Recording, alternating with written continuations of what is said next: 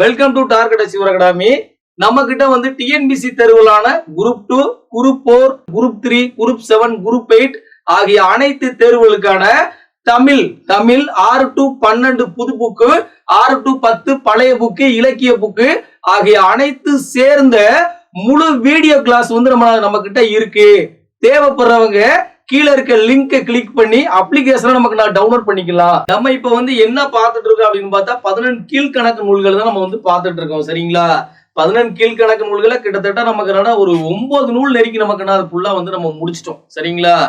இப்ப வந்து நமக்கு வந்து என்ன நூலை பத்தி நம்ம வந்து பார்க்க போறோம் அப்படின்னு பார்த்தா ஒரு 10வது நூலா நமக்கு இப்போ ஒரு நூலை வந்து நம்ம பார்க்க போறோம். சரிங்களா? என்ன நூல் அப்படின்னா ஆசார கோவை அப்படின்ற நூலைத்தான் நமக்கு இங்க வந்து நம்ம வந்து பார்க்க போறோம். சரிங்களா? நல்லா ஞாபகம் வச்சுங்க. என்ன நூல் வந்து நம்ம பார்க்க போறோம்னா ஆசார கோவை. ஆசார கோவை அப்படின்ற நூலைத்தான் நம்ம வந்து பார்க்க போறோம். இந்த ஆசார கோவை என்ற நூல் வந்து இப்ப இருக்க நம்ம கரண்ட்ல இருக்க 6வது புக்ல நமக்கு இங்க வந்து கொடுத்துருக்காங்க. சரிங்களா? நம்ம என்னடா ஆசார கோவை பத்தி நமக்கு வந்து இப்ப கரண்ட்ல இருக்க 6வது புக்லயும் சரி, இலக்கிய புக்லயும் சரி, சரிங்களா, ரெண்டுமே சேர்த்து நமக்கு அது ஃபுல்லா வந்து நம்ம வந்து பாத்துருவோம். சரிங்களா? ஒண்ணு இல்ல, ஆசார கோவையோட ஆசிரியர் யார் அப்படின்னா பெருவாயின் முள்ளியார் அப்படின்னு சொல்றாங்க. சரிங்களா? பெருவாயின் முள்ளியார். முள்ளியார் நல்லா ஞாபகம். ஆசார கோவையோட ஆசிரியர் வந்து யாருன்னா பெருவாயின் முள்ளியார் அப்படின்னு வந்து சொல்றாங்க. சரிங்களா? அதே மாதிரியே இந்த பெருவாயின் முள்ளியார் இருக்கார்ல, அவர் பிறந்த ஊர் எது அப்படின்னா கயத்தூர் அப்படின்னு சொல்றாங்க. சரிங்களா? எது அப்படின்னா இந்த கயத்தூர் அப்படின்னு வந்து சொல்றாங்க. சரிங்களா?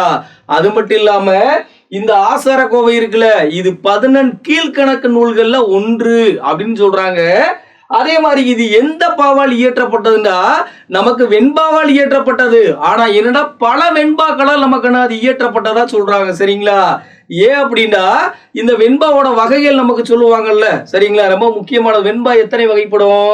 நமக்கு 3 தான் கொடுத்துருக்காங்க. சரிங்களா? வெண்பா வந்து பழைய 10வது புக்கு. சரிங்களா? வெண்பா வந்து பழைய 10வது புக்ல எத்தனை வகைப்படும் அப்படின்னு பார்த்தா நல்லா தெரிஞ்சுங்க, 6 வகைப்படும் கொடுத்துருக்காங்க. சரிங்களா?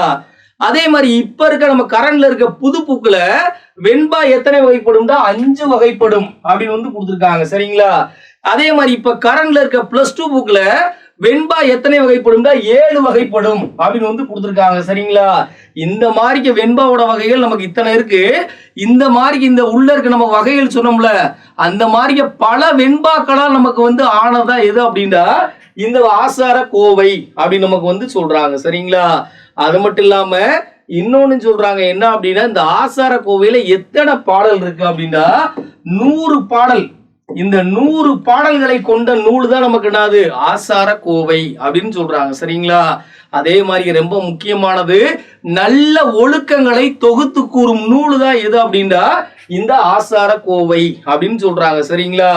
அது மட்டும் இல்லாம அன்றாட வாழ்க்கையில் செய்யும் சிறு சிறு செயல்களையும் எவ்வாறு செய்ய வேண்டும் என்பதை விளக்கி கூறும் நூல் தான் எது நமக்கு இந்த ஆசார கோவை அப்படின்னு வந்து சொல்றாங்க. சரிங்களா?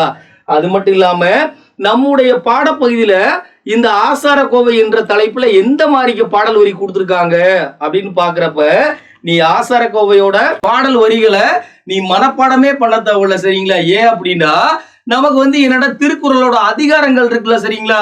அந்த அதிகாரங்களை வச்சே நமக்கு என்னது பாடல் வரிகள் வந்து இடம்பெற்ற நூல் எதுண்டா இந்த ஆசார கோவை அப்படின்னு சொல்லுவாங்க. சரிங்களா?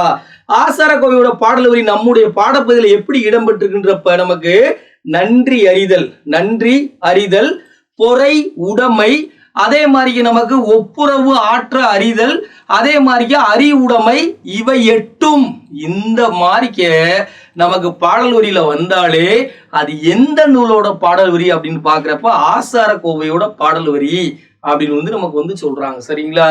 அது மட்டும் இல்லாம நமக்கு இன்னொன்னு சொல்றாங்க. சரிங்களா? என்ன அப்படின்னா இந்த ஆசார கோவை கூறும் நல்லொழுக்க வித்துக்கள் மொத்தம் எத்தனைடா 8 அப்படின்னு வந்து சொல்றாங்க. சரிங்களா? ஆசார கோவை கூறும் நல்லொழுக்க வித்துக்கள் எத்தனை அப்படின்னா 8 அப்படின்னு வந்து சொல்றாங்க. சரிங்களா?